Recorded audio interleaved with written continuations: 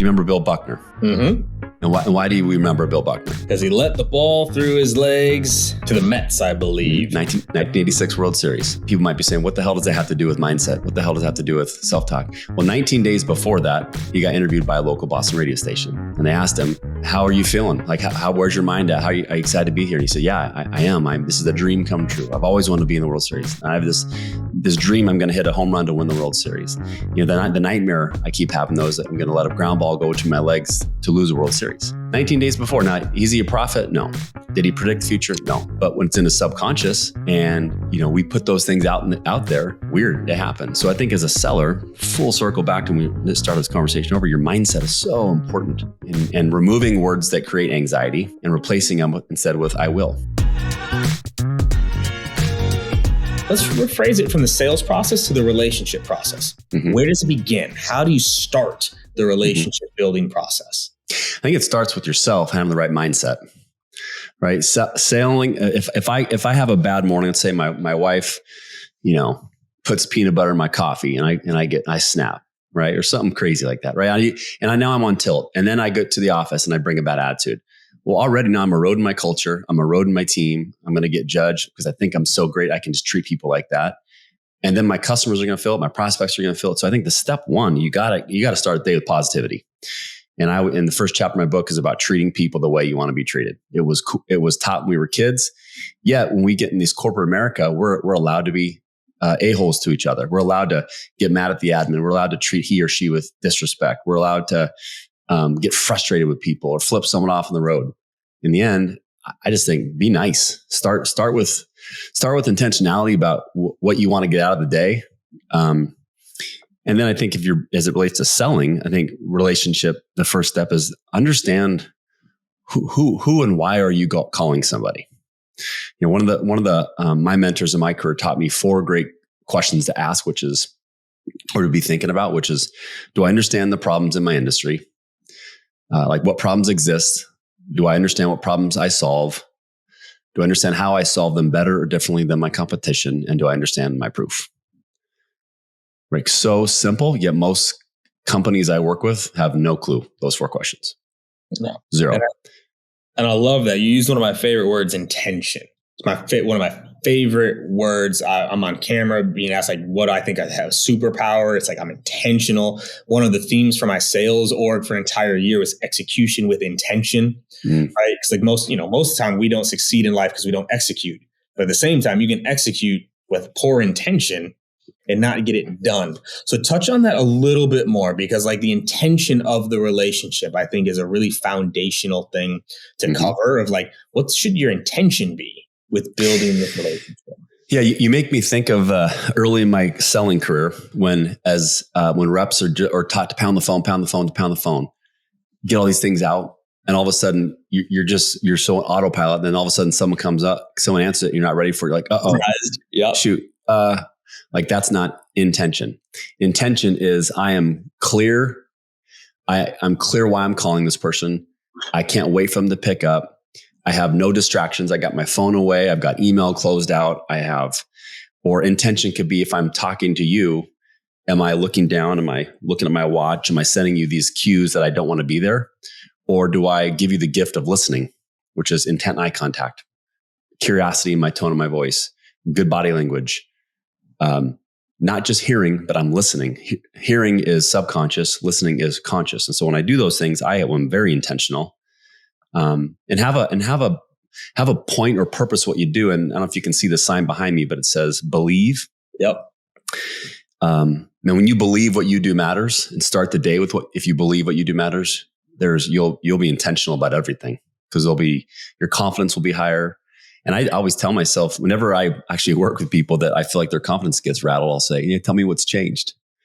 And they'll be like, what are you talking about? I say, I thought you believe what you do matters, but it looks like you don't anymore. And so saying it a little tongue in cheek and sarcastic, but bringing it all together, I think when you think about those things in that context, intentionality will happen. So we have the, intention, we have the positivity, we get into expectations, right? Building trust, right? And trust is done through follow through and doing what you say you're going to do. What comes next? Chapter 3 is about the difference between listening and hearing. So it's really the art of listening. Hearing, like I mentioned in the intro, kind of hearing is subconscious. No offense to the smartwatch people, worst invention ever. Worst invention ever. Because no one's teaching reps to turn the buzz off, or because if I'm meeting, they look it down. It's like that's cues that you don't want to be there. And maybe I'm old school thinking that way, but when people do it to me, I'm like, I will ask them, like, do you got something else you got to go to?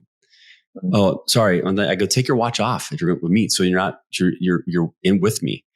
And people don't often. So listening is not, I'm on the phone, I'm texting, I'm on email, and we as humans, they like to say, I'm a great multitasker. BS. No one is.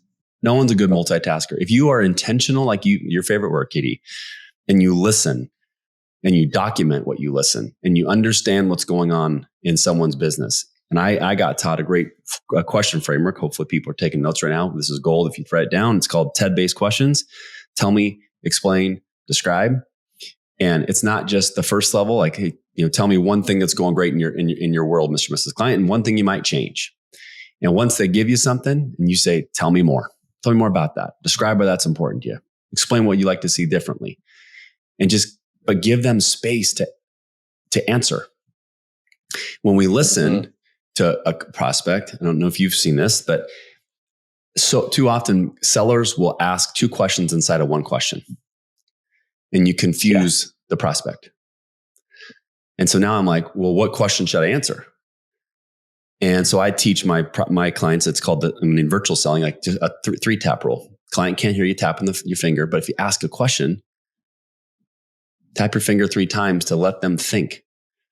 And in listening, in the power of listening, if we can hear 2 words in a meeting, which is great question, that you made them think. And to me, that's how I measure success of a meeting.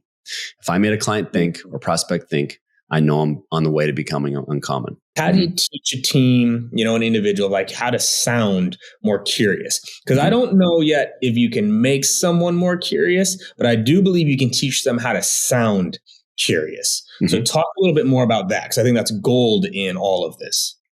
Yeah, I'll give you an example. That one of my favorite questions I ask every new prospect to start, even in meetings I'm still going on, and it was a question I got taught late in my sales career that is gold if it's done right. So the example would be, say we're going to go to a meeting. You're the prospect, I'm the seller, and if I come with an agenda and like, all right, Katie, I'm excited to meet you. Here are the things that we're going to be talking about.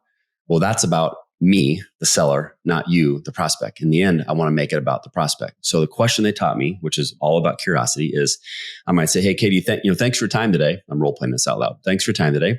I prepared an agenda for some things that to hopefully cover. But the most important thing I want to do, tell me what would be an ideal outcome for you in the 45 minutes we have today. Or describe for me what a successful outcome would be in the time we have today.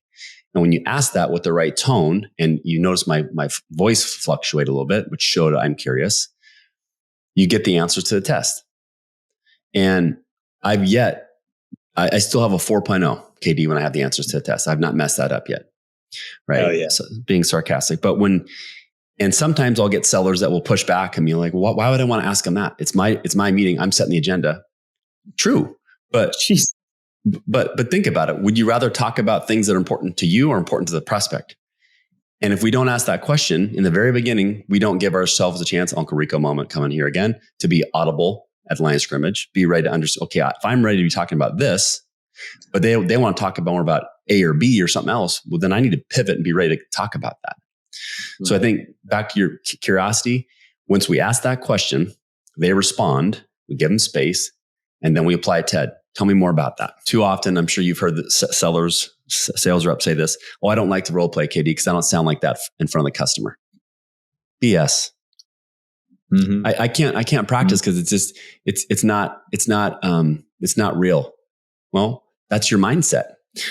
In the work I do at Limitless Minds, I'm around some crazy smart brain science people, mm-hmm. and one of the things I've learned is that the things we say to ourselves. So 70%, if we say something negative out loud, it increases the chance of happening by 70%. So think about that. Think about like if I'm a seller, like, man, they're not going to pick up. I need to get a deal, or I can't call that person. They're not going to be available. But when we use positive self-talk and believe, and people might say that's corny, but I believe in that stuff and it works. And the number one way I back that stat up is, do you remember Bill Buckner? Mm-hmm. And why do we remember Bill Buckner? Because he let the ball through his legs to the Mets, I believe. 1986 World Series. And people might be saying, what the hell does that have to do with mindset? What the hell does that have to do with self-talk? Well, 19 days before that, he got interviewed by a local Boston radio station. And they asked him, how are you feeling? Like, where's your mind at? Are you excited to be here? And he said, yeah, I am. This is a dream come true. I've always wanted to be in the World Series. And I have this dream. I'm going to hit a home run to win the World Series. You know, the nightmare I keep having though is that I'm going to let a ground ball go to my legs to lose a World Series. 19 days before. Now, is he a prophet? No. Did he predict the future? No. But when it's in the subconscious and, you know, we put those things out there, weird, it happens. So I think as a seller, full circle back to when we started this conversation over, your mindset is so important. And removing words that create anxiety and replacing them instead with I will.